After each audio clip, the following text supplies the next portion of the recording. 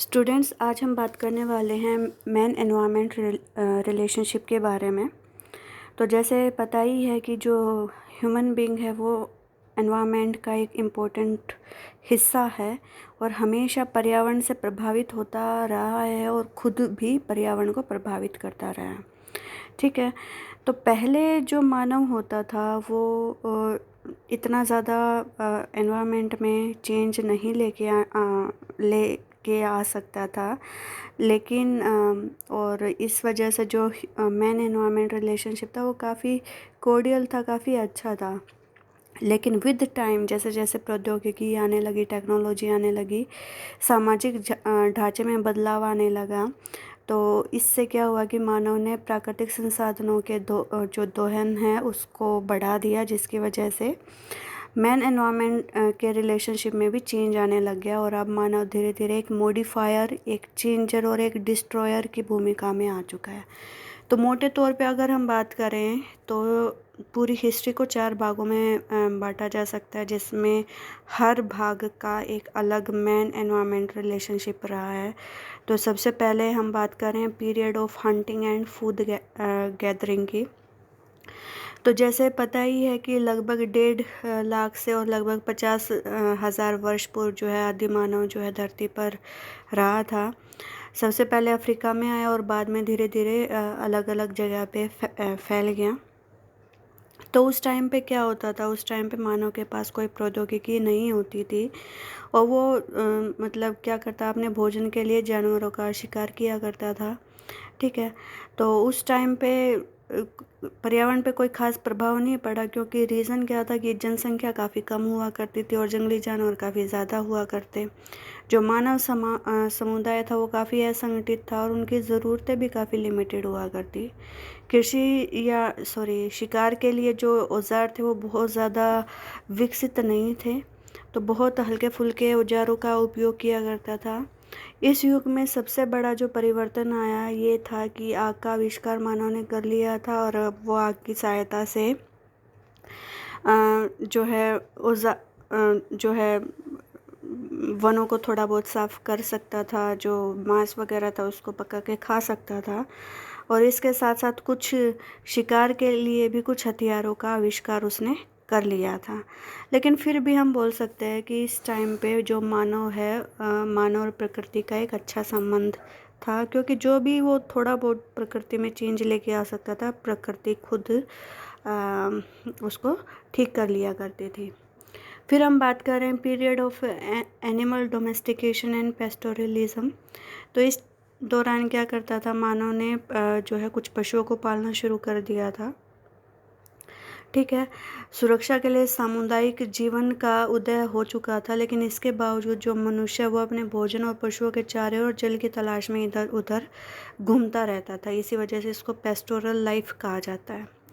With time जो है लोगों की जनसंख्या भी बढ़ने लगी और पशुओं की संख्या भी बढ़ती चली गई और इसकी वजह से क्या हुआ कि पर्यावरण के संसाधनों का उपयोग भी बढ़ता चला गया।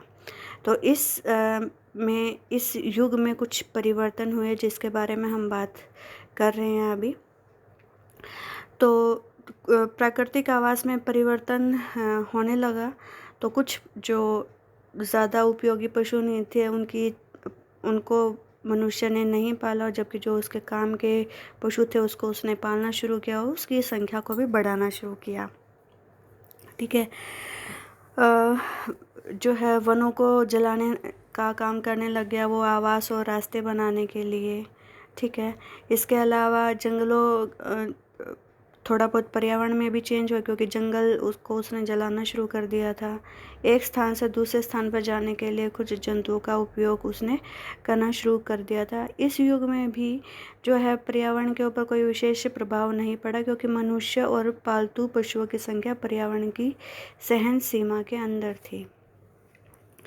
अब हम तीसरे युग की बात कर रहे हैं, period of plant domestication and agriculture. तो तीसरे युग में मानव ने जो है खेती करना शुरू कर दिया था। पशुपालन के बाद पौध पालन को मानव सभ्यता के विकास के अगले पड़ाव के रूप में देखा जाता है। तो इसमें क्या हुआ, भौतिक पर्यावरण तथा पारिस्थितिक तंत्र के जैविक घटकों पर मानव की विजय तथा उन्हें नियंत्रित करने के प्रयास के रूप में इसको देखा जाने लगा। तो अब क्या हो गया, क्योंकि कृषि करनी थी उसको, तो घुमक्कड़ी जीवन उसका ख़त्म हो गया और एक ही जगह पे रहने लगे सभी लोग। तो अब क्या हुआ कि जब एक जगह पे रहने लगे लोग, तो लोगों का सामाजिक वर्ग और संगठन भी होंगे, तो इनका उदय होने लगा। ठीक है। अब क्या हुआ कि जैसे जैसे लोग एक स्थान पे रहने लगे, तो ज़्यादा लोग रहने लगे, तो ज़्यादा भूमि की ज़रूरत महसूस होने लगे, तो ज़्यादा से ज़्यादा वनों को साफ़ किया जाने लगा। ठीक है। जिस भी जगह पे लोग ज़्यादा हो जाते और उनको लगता कि ये इतना एरिया इतने लोगों का भरण पोषण नहीं कर पाएगा, तो लोग उसको छोड़ के दूसरे स्थान पे जाने लग गए। तो इस तरीके से स्थानांतरित कृषि जो है वो प्रचलन में आई। तो आदिम प्रकार के इस खेती से पर्यावरण के विनाश का क्षेत्रीय विस्तार बढ़ने लगा। मानव तथा प्राकृतिक पर्यावरण के बीच जो चले आ रहे थे संबंध, धीरे धीरे उनमें चेंज होने लगा। ठीक है। प्रौद्योगिकी के पर्याप्त विकास ने सांस्कृतिक पर्यावरण को जन्म दिया। मनुष्य ने गांव, कस्बों और नगरों का निर्माण किया, सामाजिक संस्थाओं की शिक्षा के केंद्रों का विकास किया, सामाजिक स्थल बनाए, सड़कें, सिंचाई के बांध बनाए, नहरें बनाने लग गया। लेकिन इस काल में भी बहुत ज़्यादा प्रभाव नहीं पड़ा था प्राकृतिक वातावरण के ऊपर। फिर नेक्स्ट बात आती है period of science, technology and industrialisation. तो 1780 के दशक में इंग्लैंड में औद्योगिक क्रांति आई और इसके परिणाम स्वरूप जो है संसाधनों का बहुत ज़्यादा उपयोग होने लगा। और इसका जो सबसे पहला जो देखने का जो असर है वो लगभग 1880 के आसपास 1860 के आसपास देखने को मिला। हुआ क्या था इस दौरान, औद्योगिकरण और नगरीकरण की बढ़ती प्रवृत्ति से जनसंख्या जो है एक ही स्थान पर रहने लगी। फॉसिल फ्यूल या जैव ईंधन का जो उपयोग है वो बहुत ज़्यादा बढ़ने लगा था, जिससे क्या हुआ कि वातावरण में कार्बन डाइऑक्साइड की मात्रा धीरे धीरे बढ़ने लगी। तापमान बढ़ने लग गया, हिम नदियाँ पिघलने लगी और अधिकांश तटीय द्वीपों के डूबने का जो खतरा है वो मंडराने लगा। वनों की अंधाधुंध कटाई हुई, जिसकी वजह से पारिस्थितिकी जो संतुलन था वो भी काफ़ी ख़राब होने लगा। बहुत ज़्यादा कीटनाशक का उपयोग होने लगा, जिसकी वजह से जल, वायु और भूमि तीनों के तीनों प्रदूषित होने लगे। तो औद्योगिक क्रांति से शुरू हुई ये जो दौड़ थी ये अभी भी जारी है। तो इस तरीके से हम देख सकते हैं कि मनुष्य और पर्यावरण का जो संबंध है वो काफ़ी डायनामिक, काफ़ी गत्यात्मक चेंज होता रहा है। पहले जैसे प्रकृति के साथ अच्छे संबंध रहा करते थे मानव के, वो अब नहीं देखने को मिल रहे हैं। तो मनुष्य और पर्यावरण के अंतर संबंधों की पड़ताल के लिए जो है 3 स्कूल आए हैं ज्योग्राफी में, जिसको हम अब डिस्कस करने वाले हैं। Environmental determinism, possibilism and neo determinism. तो नियतिवाद, संभववाद और नवनिश्चयवाद। तो एनवायरमेंट डिटर्मिनिज्म एक फ़िलोसफी है मैन इन्वायरमेंट रिलेशनशिप की, जो ये मानती है कि मानव शक्तियों की अपेक्षा प्राकृतिक शक्ति जो है वो ज़्यादा इम्पोर्टेंट हैं। ठीक है। इस विचारधारा के अनुसार मानव जीवन और उसके व्यवहार को विशेष रूप से भौतिक वातावरण के तत्व प्रभावित और यहाँ तक कि निर्धारित करते हैं। फिर बात आती है पॉसिबिलिज्म की।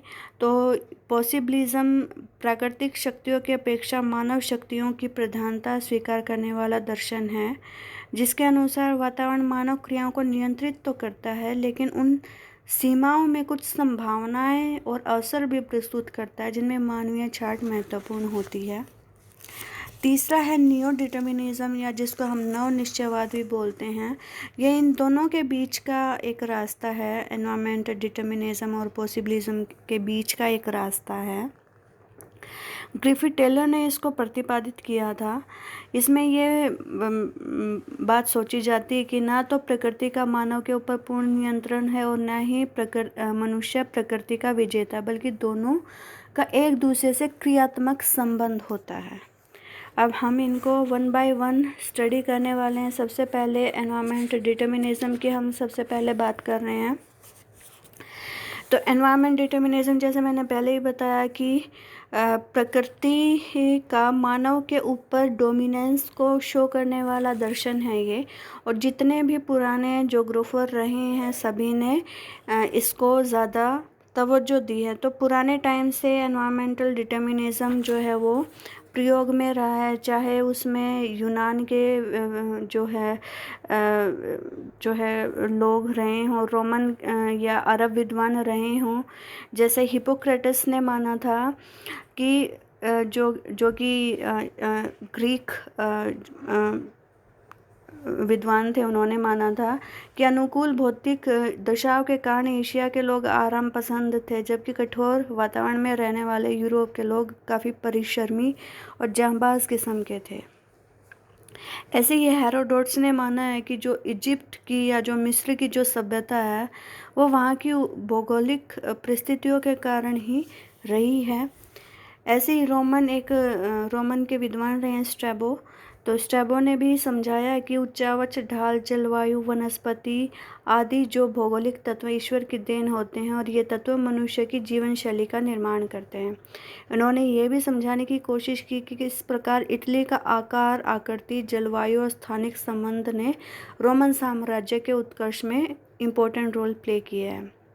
ऐसे ही अरब विद्वान जैसे कि अल मसूदी, अल इद्रिसी, इब्न खल्दून इत्यादि काफ़ी महत्वपूर्ण लोग रहे हैं।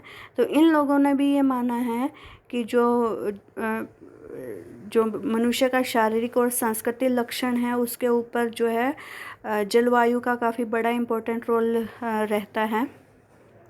अल मसूदी ने ये कहा था कि जो शुष्क प्रदेशों में रहने वाले जो निवासी हैं वो थोड़े से असंतुलित होते हैं, जबकि अच्छे जल वाले इलाकों में रहने वाले लोग काफ़ी प्रसन्नचित्त और विनोदी स्वभाव के होते हैं।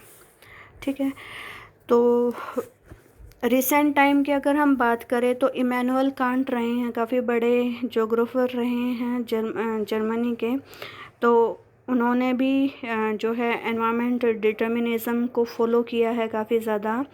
और उनका मानना था कि जो प्रदेशों में रहने वाले जो लोग हैं वो काफ़ी सुस्त किस्म के रहते हैं। इसी क्रम में जो है हम्बोल्ट आ जाते हैं। हम्बोल्ट भी जो है एनवायरनमेंट डिटर्मिनिज्म को जो है वो काफ़ी तवज्जो दिया करते थे। तो उन्होंने अपनी पुस्तक कोस्मोस में माना है कि सभ्यता के विकास पर जो है भूमध्य सागरीय क्षेत्र के भू आकृति के प्रभाव बहुत इम्पोर्टेंट रहा है। ठीक है। हम्बोल्ट का मानना था कि मानव के शारीरिक लक्षणों में अंतर का मुख्य कारण जो है भौतिक शक्तियों के प्रभाव की भिन्नता होती है। और उसके अनुसार मनुष्य की अपेक्षा वनस्पति और जीव जंतुओं अपने निवास क्षेत्र की मिट्टी, जलवायु और ऋतु परिवर्तन से ज़्यादा प्रभावित होते हैं। इसी क्रम में एक दूसरा नाम आ जाता है रिटर का। ये भी जर्मन विद्वान रहे हैं। इनकी काफ़ी फेमस बुक थी अर्धकुंडे। तो उन्होंने भी कहीं ना कहीं जो है एनवायरनमेंट डिटर्मिनिज्म को फॉलो किया है। फिर इसी क्रम में एक और नाम आ जाता है डार्विन का। डार्विन ने अपनी बुक में व्याख्या की थी कि जीवों की उत्पत्ति, उनका आकार और संख्या पर्यावरण के द्वारा ही नियंत्रित होती है। काफ़ी बड़े टाइम के लिए जो है डार्विन की इस थ्योरी ने विद्वानों को इन्फ्लुएंस किया है। तो डार्विन के जैव विकास के विचारों ने वातावरण निश्चयवाद को बहुत ज़्यादा बल दिया। और इसके बावजूद इसकी वजह से जो 20वीं शताब्दी के आरंभ में निश्चयवाद की विचारधारा अमेरिका में भी चली गई थी। इसी क्रम में अर्नेस्ट हैकल ने भी जिन्होंने इकोलॉजी शब्द का प्रयोग किया, तो उन्होंने भी बोला कि मनुष्य सहित सभी जीव पर्यावरण से अनुकूल करते हैं और प्राकृतिक पर्यावरण की भिन्नता के कारण ही भिन्न भिन्न मानव प्रजातियों का विकास हुआ है और उनकी शारीरिक बनावट और रंग रूप में अंतर पाया जाता है। इसी क्रम में एक और नाम आ जाता है बकल का। तो तो उन्होंने भी लिखा है कि मनुष्य और प्रकृति एक दूसरे को परिवर्तित करते रहते हैं, फिर भी प्रकृति ही यह तय करती है कि मनुष्य कब और कैसे सक्रिय रहेंगे। ठीक है। फिर इस क्रम में सबसे इम्पोर्टेंट नाम आ जाता है रेटजेल का। तो इन्होंने मानव भूगोल में बहुत ज़्यादा अच्छा काम किया रेटजेल के। उनकी बुक थी एंथ्रोपोजोग्राफी। तो रेटजेल जो है मानते थे कि मानव अपने पर्यावरण की उपज और वातावरण की प्राकृतिक शक्तियां ही मानव जीवन को ढालती हैं। मनुष्य तो केवल वातावरण के साथ सही समायोजन करके स्वयं को वहाँ रहने के योग्य बनाता है। ठीक है। तो इनकी ही जो शिष्य थी मिस एलन चर्चिल सैम्पल, उन्होंने भी इस विचारधारा को अमेरिका में काफ़ी प्रचलित किया है। तो उन्होंने भी बोला है कि प्राकृतिक वातावरण का नियंत्रण मनुष्य के केवल भोजन, वस्त्र, मकान और आर्थिक उद्योग पर ही नहीं बल्कि उनके विचारों, भावनाओं और धार्मिक विश्वासों पर भी पड़ता है। इसी क्रम में एक और अमेरिकी विद्वान का नाम आ जाता है एल्सवर्थ हंटिंगटन। उन्होंने भी माना है कि निश्चयवाद जो है इम्पोर्टेंट रोल है प्ले करता है। उनका मानना था कि किसी भी प्रदेश में सभ्यताओं की सर्वोच्च उपलब्धियां विशिष्ट प्रकार की जलवायु पर ही निर्भर करती हैं, और उन्होंने विश्व को सम और विषम जलवायु के प्रदेशों में बांटा था। उनके अनुसार कि जो प्राचीन सभ्यताएं हैं वो हमेशा सम जलवायु वाले इलाकों में ही जो हैं फली फूली हैं। विषम जलवायु के क्षेत्रों में कोई सभ्यता नहीं फली फूली। इसके अलावा बहुत सारे इंग्लैंड के विद्वान रहे हैं जो भी कहीं ना कहीं एनवायरनमेंट डिटर्मिनिज्म को फॉलो करते हैं, जैसे मैकिंडर हो गया, चिसोल्म हो गया, ईसा बोमैन हो गया, डेविस हो गया, कार्ल सावर हो गया, रॉबर्ट मिल हो गया, हर्बर्टसन हो गया। ये कुछ एक विद्वान हैं जिन्होंने एनवायरनमेंट डिटर्मिनिज्म को काफ़ी इम्पोर्टेंट माना है। लेकिन विद टाइम नो डाउट कि एनवायरनमेंट डिटर्मिनिज्म ने जो है बहुत ज़्यादा इन्फ्लुएंस किया है लोगों को। लेकिन 20वीं शताब्दी का जो शुरुआत का टाइम था, नो डाउट उस टाइम तक एनवायरनमेंट डिटर्मिनिज्म जो है काफ़ी इम्पोर्टेंट रहा है। लेकिन विद टाइम लोगों की समझ में आने लगा कि नहीं, ये तो सिर्फ एक पिक्चर ही है मैन एनवायरनमेंट रिलेशनशिप की। तो इसका क्रिटिसिज्म भी हुआ। तो क्रिटिसिज्म में बोला गया कि मनुष्य पर्यावरण की एक कठपुतली नहीं है। यदि पर्यावरण के तत्व जैसे उच्चावच हो गया, तापमान हो गया, आर्द्रता हो गया, वनस्पति हो गया, मृदा हो गया, अगर ये प्रभावित होते हैं तो अपनी सोच, ज्ञान, विज्ञान, तकनीक और प्रौद्योगिकी के विकास के साथ साथ पर्यावरण को बदले में प्रभावित भी करता है। अगर ये चीज़ें अगर आदमी को प्रभावित करती हैं, पर्यावरण के तत्व प्रभावित करते हैं, तो कहीं ना कहीं मानव भी पर्यावरण को प्रभावित करता है। ठीक है। समान भौतिक दशाएं भी एक जैसा रिस्पॉन्स पैदा नहीं करी। जैसे गारो खासी जयंतिया और जो मिज़ोरम की लुशाई जाती हैं लगभग एक ही जलवायु और पर्यावरण में निवास करती हैं, लेकिन इनके भौतिक लक्षणों, शारीरिक ढांचे, खान पान, शिक्षा के स्तर, सोच में भी, दृष्टिकोण में भी काफ़ी ज़्यादा अंतर मिलता है। तो ये बात तो बिल्कुल ख़त्म ही होगी कि भाई जो है सिर्फ जो एनवायरनमेंट है वही लोगों को अफेक्ट करता है। तो ये चीज़ बिल्कुल ख़त्म होगी। तो ये इसका क्रिटिसिज्म रहा है। अब हम बात कर रहे हैं पॉसिबिलिज्म की। पॉसिबिलिज्म जो शब्द है वो लुसियन फेब्रे ने दिया था, जबकि जो इसकी फ़िलोसफ़ी है वो विडाल डी ला ब्लाश ने दी थी। पॉसिबिलिज्म जो है ये एक फ्रेंच विद्वानों काफ़ी ज़्यादा इससे ज़्यादा इन्फ्लुएंस रहे हैं। इसके अलावा इसमें जो इसके प्रोपोनेंट रहे हैं, जो इसके विचारक रहे हैं, वो फेब्रे, ईसा बोमैन, ब्रून्स डिमांजिया, ये कुछ एक विद्वान रहे हैं जो इसके समर्थक रहे हैं। इनका विचार था केवल प्रकृति ही समस्त मानवीय क्रियाओं की पूर्ण निर्धारक नहीं होती, बल्कि मनुष्य की बुद्धि, कौशल, संकल्प शक्ति व्यवसाय, सांस्कृतिक परिवेश आदि कारक संभावना और सफलता के मार्ग को प्रशस्त करते हैं। जैसे किसी मरुस्थल में नहर का पहुंचाना, नीदरलैंड में समुद्र को पीछे धकेल कर ज़मीन प्राप्त करना, काफ़ी ऊंची सड़कों का निर्माण करना, नदियों के ऊपर पुल बनाना, सीढ़ीदार खेती करना पहाड़ों में। ये कुछ एक तकनीक हैं जो कहीं ना कहीं ये शो करती हैं कि मानव जो है प्रकृति के ऊपर जो है काफ़ी इम्पोर्टेंट, काफ़ी जो है उसको उससे ज़्यादा सुपीरियर है कहीं ना कहीं। ठीक है, तो अब अगर हम इसके जो मेन संस्थापक हैं विडाल डी ला ब्लाश की अगर हम बात करें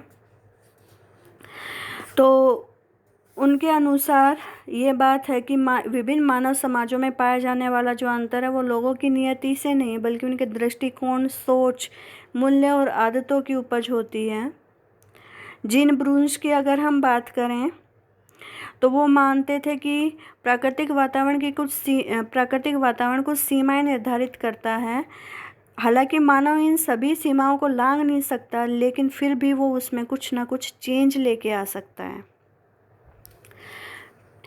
ठीक है, इसी तरीके से अगर हम ईसा बोमैन की अगर हम बात करें तो उन्होंने भी कहा कि वातावरण के भौगोलिक तत्व संकुचित और विशिष्ट अवस्था में स्थिर होते हैं। जैसे ही वे मानव के संपर्क में आते हैं, मानव की भांति परिवर्तनशील हो जाते हैं। ठीक है, इसी तरीके से बैरो ने भी ये बोला है कि पर्यावरण की अपेक्षा मनुष्य की कर्मठता जो है उसको ज़्यादा इम्पोर्टेंस दी जानी चाहिए। तो ये पॉसिबिलिज्म की मेन फिलॉसफी थी। तो नो डाउट कि पॉसिबिलिज्म की भी कहीं ना कहीं आलोचना रही है। जिस प्रकार एनवायरमेंट डिटर्मिनिज्म मनुष्य पर प्रकृति के प्रभाव की चरम सीमा को दिखाता है, उसी प्रकार जो है संभववाद प्रकृति पर मानव की जीत को कुछ ज़्यादा ही बढ़ा चढ़ा के दिखा रहा है। ये बात बिल्कुल ठीक है कि प्रकृति मनुष्य को अनेक संभावनाएं देती हैं, लेकिन मनुष्य पर्यावरण को स्थापित निर्देशों के विरुद्ध नहीं जा सकता। ठीक है, थोड़ा बहुत चेंज लेके आ सकता है, लेकिन ऐसा नहीं हो सकता कि प्रकृति उसको सपोर्ट करे ही ना और वो फिर भी उसमें इतना बड़ा चेंज लेके आ सके। ठीक है, अगर उच्चावच जलवायु, जल और वनस्पति संबंधी प्रतिकूल परिस्थितियां मानव बसाव में बाधा न डालती तो मरुस्थल, टुंड्रा प्रदेश, अंटार्कटिका और उष्णकटिबंधीय वन क्षेत्र पूर्णतः जनविहीन ना होते। तो इसमें भी काफ़ी बड़ा रोल आपको देखने को मिल रहा है कि नो डाउट कि मानव प्रकृति में चेंज लेके आ सकता है, लेकिन कहीं ना कहीं प्रकृति अब भी डोमिनेंस कर रही है। जैसे कोई भी कैलेमिटी आती है, जैसे भूकंप हो गया, ज्वालामुखी विस्फोट हो गया, कोई तूफान आ गया, भूस्खलन हो गया, बाढ़ आ गया, चक्रवात आ गया, तो आज भी इन चीज़ों के आगे मनुष्य की एक नहीं चलती और ना ही कोई तकनीक काम आती है। ठीक है, तो अब हम इन दोनों के बीच के रास्ते की बात कर रहे हैं जिसका नाम है नियो डिटर्मिनिज्म। नियो डिटर्मिनिज्म एक फ़िलॉसफी है जो वास्तव में ये बताती है कि ना तो प्रकृति का मनुष्य के ऊपर पूर्ण नियंत्रण है और ना ही मनुष्य प्रकृति का विजेता, बल्कि एक दूसरे से क्रियात्मक संबंध है। प्रकृति का सहयोग और मनुष्य की संकल्प शक्ति दोनों ही उन्नति के आधार हैं। ठीक है, तो मोटे तौर पे ये निश्चयवाद और संभववाद के बीच का एक रास्ता है जिसका प्रतिपादन ग्रिफिथ टेलर ने किया था, और वो इसको कई बार साइंटिफिक डिटर्मिनिज्म के नाम से बोला करते और कई बार इसको स्टॉप एंड गो डिटर्मिनिज्म के नाम से बोला जाता है। तो आपको पता होना चाहिए कि ये टर्म्स किसने दी थी। Scientific determinism, stop and go determinism, ये टेलर ने दी थी। ठीक है,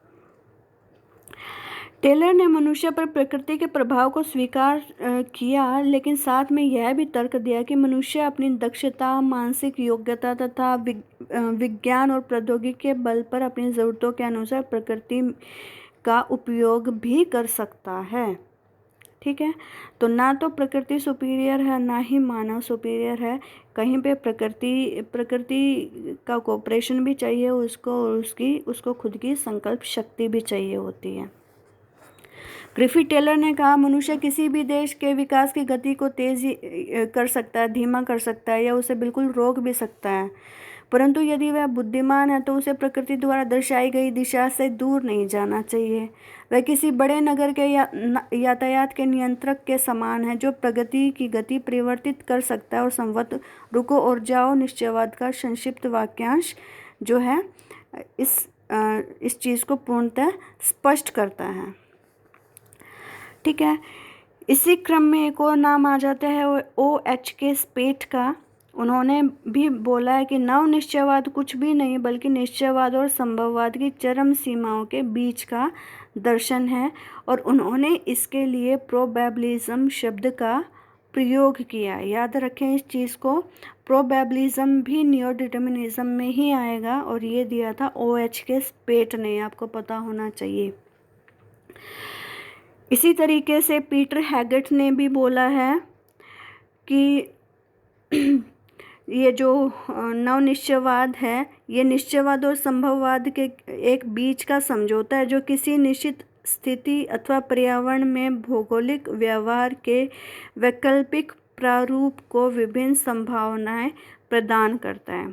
फ्रांसिस बेकन भी इसी क्रम में आ जाते हैं, और डॉक्टर टैथम ने इसको प्रिग्मेटिक पॉसिबिलिज्म का नाम दिया है।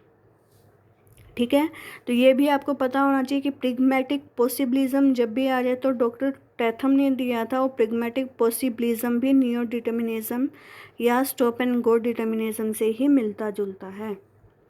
निश्चयवाद बनाम संभववाद के निरर्थक बहस को लताड़ते हुए ब्रिटिश भूगोलवेता वुरलिज और ईस्ट ने भी माना है कि निश्चय शब्द के ऊपर केवल नए नए सीखने वाले भूगोलवेता खींचातानी करते रहते हैं। हमें यह समझना रहना चाहिए कि भूगोल में थोड़ी बहुत निश्चयवाद का रहना ज़रूरी है। तो ये 3 विचारधाराएं थी, आई होप आपको समझ में आ गई होंगी। निश्चयवाद में जो है नेचर का डोमिनेंस होता है, पॉसिबिलिज्म में ह्यूमन का डोमिनेंस होता है, और नियो डिटर्मिनिज्म में ये बोलता है कि ना प्रकृति ज़्यादा सुपीरियर है, ना मानव ज़्यादा सुपीरियर है, बल्कि दोनों की एक प्रॉपर इंटरेक्शन से ही किसी देश का विकास हो सकता है। तो आई होप ये लेक्चर आप लोगों के लिए हेल्पफुल रहा होगा। Thank you.